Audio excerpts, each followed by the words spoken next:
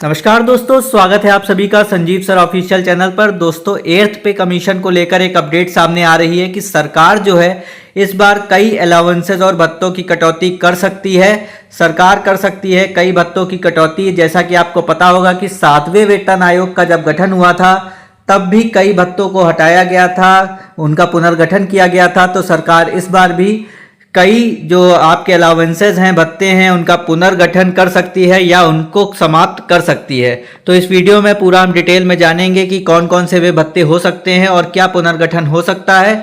Video में and तक बने रहिएगा। चैनल को पहली बार विजिट कर रहे हैं तो सब्सक्राइब कर लीजिए। इसी तरीके के इंपॉर्टेंट अपडेट्स आपको चैनल पर मिलते रहते हैं। आइए देखते हैं क्या है पूरी न्यूज़। तो जो सबसे पहले भत्तों की कटौती की बात हो रही है, तो पुराने और अप्रासंगिक जो भत्ते हैं उनकी समाप्ति की जा सकती है।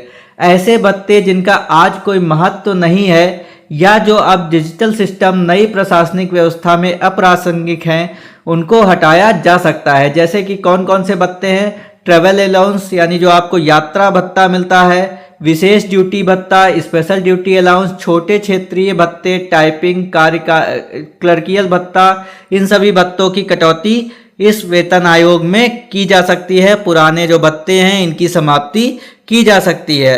दूसरी बात यहाँ पर सामने आ रही है, जो मुख्य भत्ते हैं उनका पुनर्गठन होगा। जैसे कुछ मुख्य अहम जो भत्ते हैं वो है आपका HRA, आपका TA, DA, मेडिकल अलाउंस, जो आपका परिवहन भत्ता, महंगाई भत्ता, चिकित्सा भत्ता, मकान किराया, इन सबको पूरी तरीके से रीस्ट्रक्चर किया जा सकता है ताकि जो सैलरी स्ट्रक्चर है उसको सरल बनाया जा सके।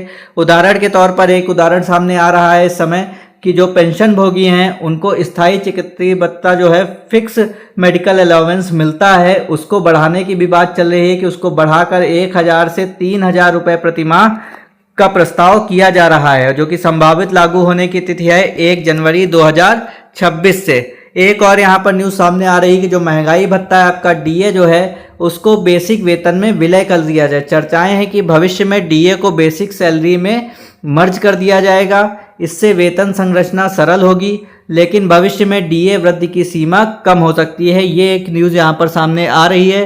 तो ये 3 चीज़ें थी जो आपको बतानी थी कि जो मुख्य जो पुराने भत्ते हैं उनमें से कई भत्तों की समाप्ति की जा सकती है, पुराने भत्तों का पुनर्गठन हो सकता है और महंगाई भत्ता जो है आपका जो आपको मिलता है उसका आपकी बेसिक सैलरी में ही विलय किया जा सकता है।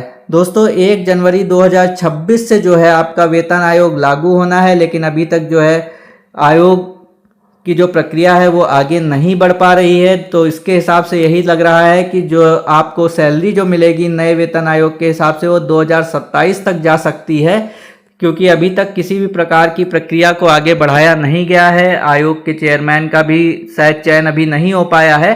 तो इन सब चीज़ों की वजह से देरी हो रही है। लेकिन जो बात ये सामने आ रही है कि जो आपको जो वेतन मिलेगा वो आपका DA के और वो सब सैलरी मिला के जो मिलता है उसमें आपको यहाँ पर एरियर दिया जाएगा 1 जनवरी 2026 से ही। तो ये जो है लागू 1 जनवरी 2026 से ही किया जाएगा।